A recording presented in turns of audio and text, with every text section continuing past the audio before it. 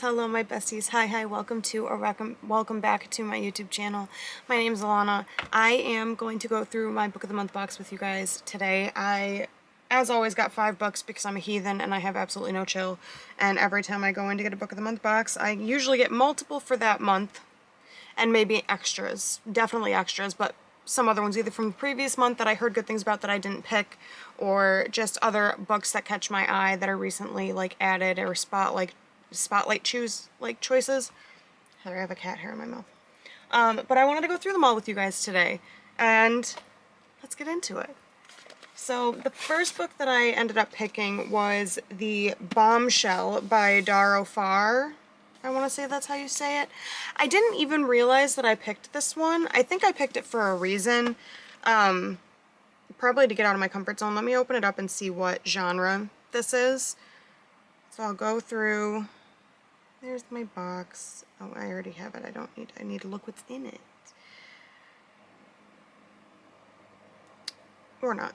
Okay, let me go back to the May books. All books.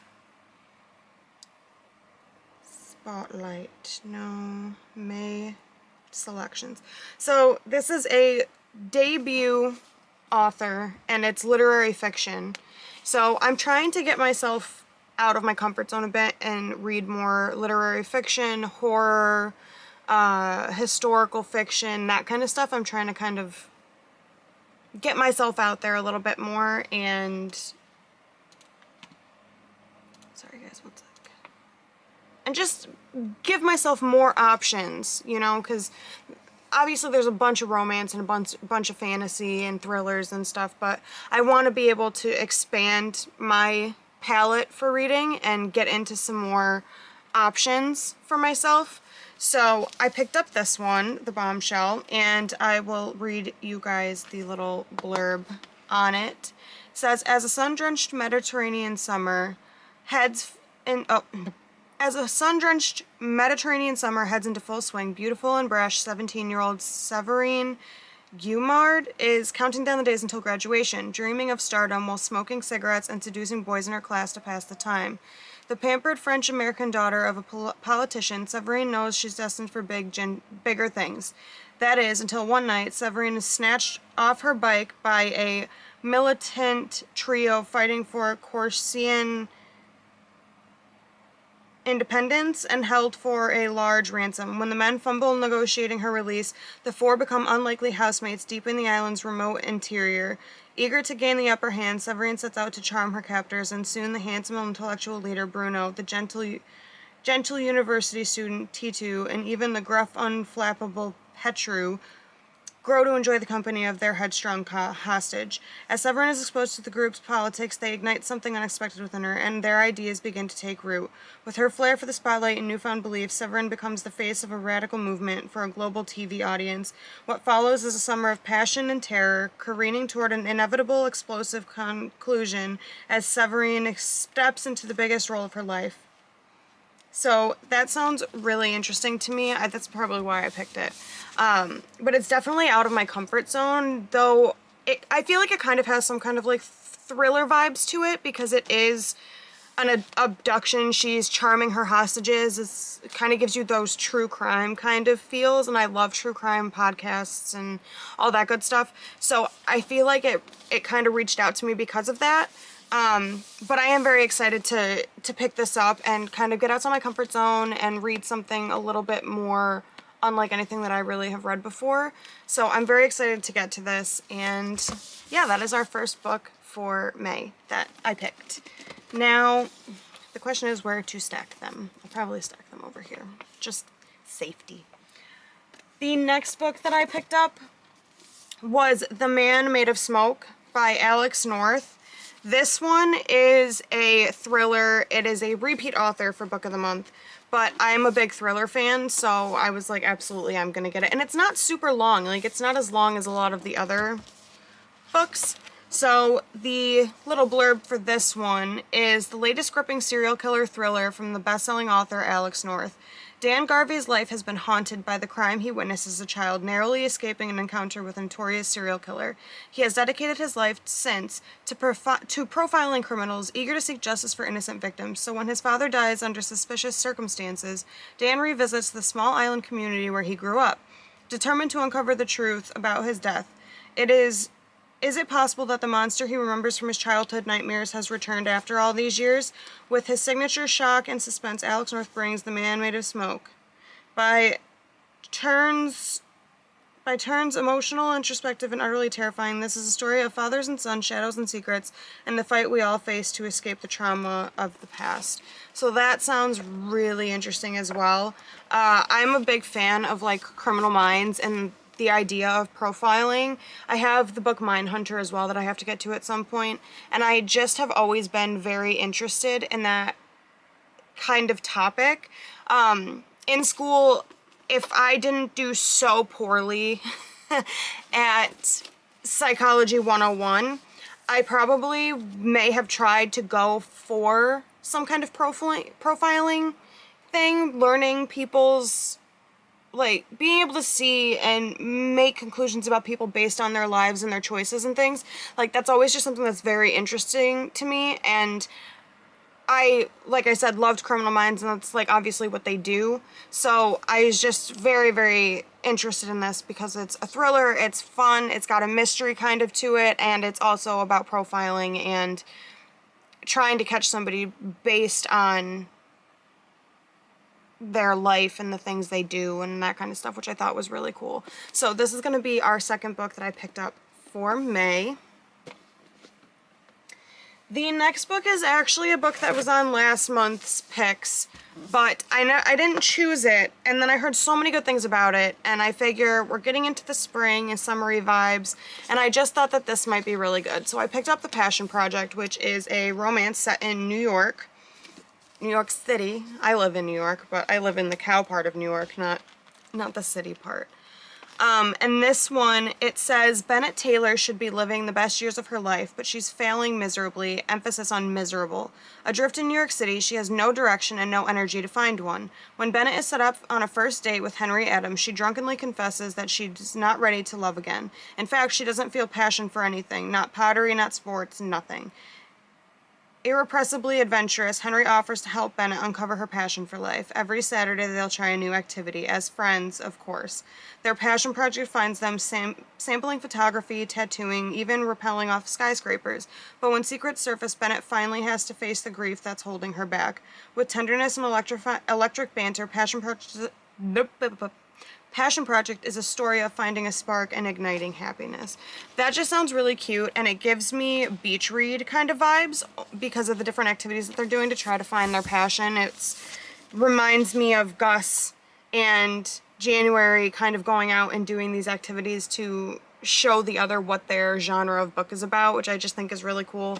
I think it's always really fun when you meet somebody who, like these kinds of stories where it's two people meet and then they choose to try to help each other find their passions and try to show them different things to enjoy in life and that kind of thing. So I thought that that was really fun, and I've heard really good things about it as well, so I figured that I would pick it up and just take a look at what it was about.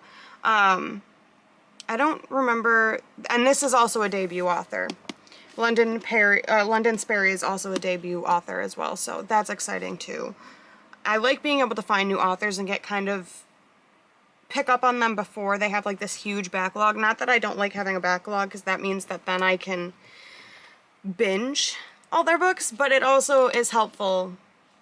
Like, it feels good to be able to get in at the beginning and be a fan of somebody from the very beginning, so hopefully I will enjoy some of these debut authors that I've picked and be able to just kind of auto-buy from them every time their books come out. The next book that I picked up was The Shadows, also by Alex North. Wow. I did not realize they were by the same person. This one was just an extra that was recently added, so I'm just gonna guess that this is a thriller, I'm pretty sure, because yeah, it's actually it's a horror. So I picked this one up by him as well, and this one is the little blurb inside says, they believed they could control their dreams. Instead, they created a nightmare. You knew a teenager like Charlie Crabtree, a dark imagination, a sinister smile, always on the outside of the group. Some part of you suspected he might be capable of doing something awful.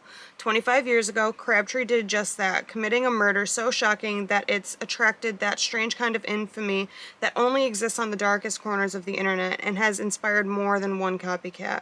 Paul Adams remembers the case all too well. Crabtree and his victim were Paul's friends. Paul has slowly put his life back together, but now his mother, old and suffering from dementia, has taken a turn for the worse. Though every inch of him resists, it's time to go back home. It's not long before things start to go wrong. Paul learns that Detective Amanda Beck is investigating another copycat that has struck in the nearby town of Featherbank.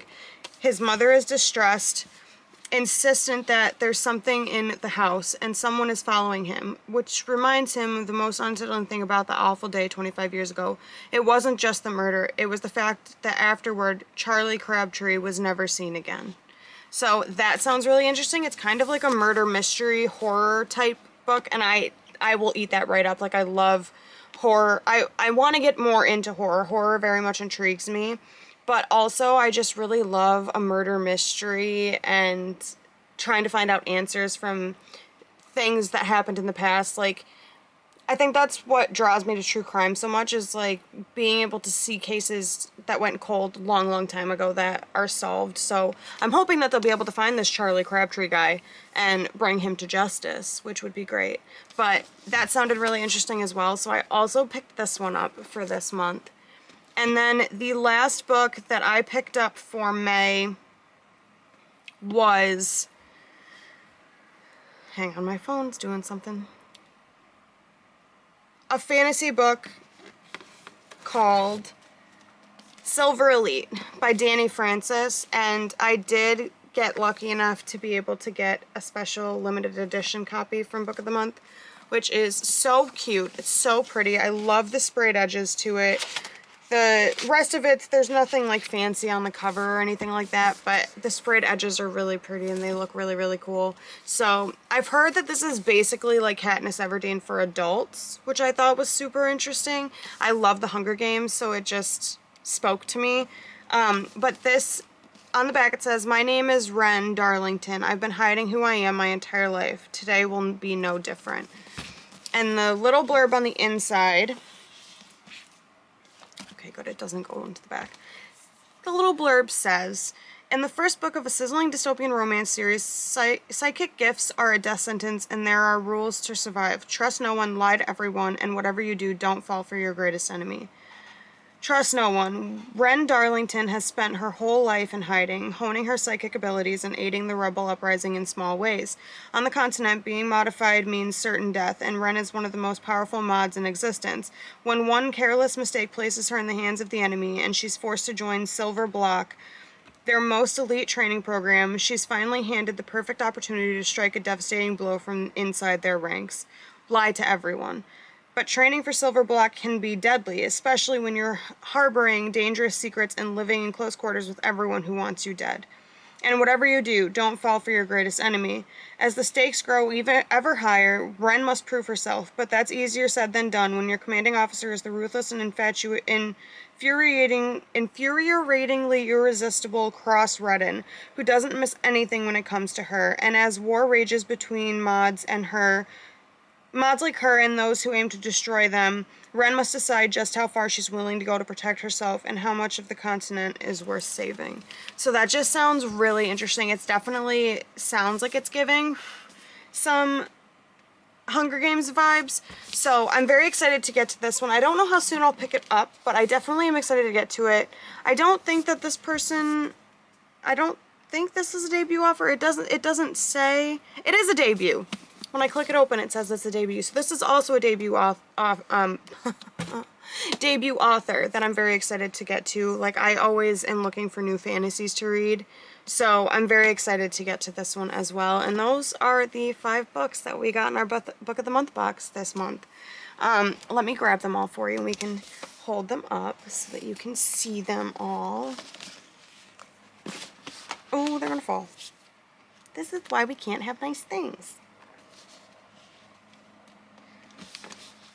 So here are our books for this month. We have The Shadows by Alex North, Passion Project by London Sperry, The Man Made of Smoke by Alex North, The Bombshell by Darrow Farr, and Silver Elite by Danny Francis. And these are my May picks. So I hope you guys enjoy, and let me know if you guys picked up any of these, or if you are interested in picking up any of these. I would love to hear your thoughts. If you've read, say, Passion Project or any of these books that aren't brand new, let me know what you think. I'd love to hear from you. I hope you guys have a great rest of your day wherever you are, and I hope you stay happy, healthy, and safe, and I will see you guys next time.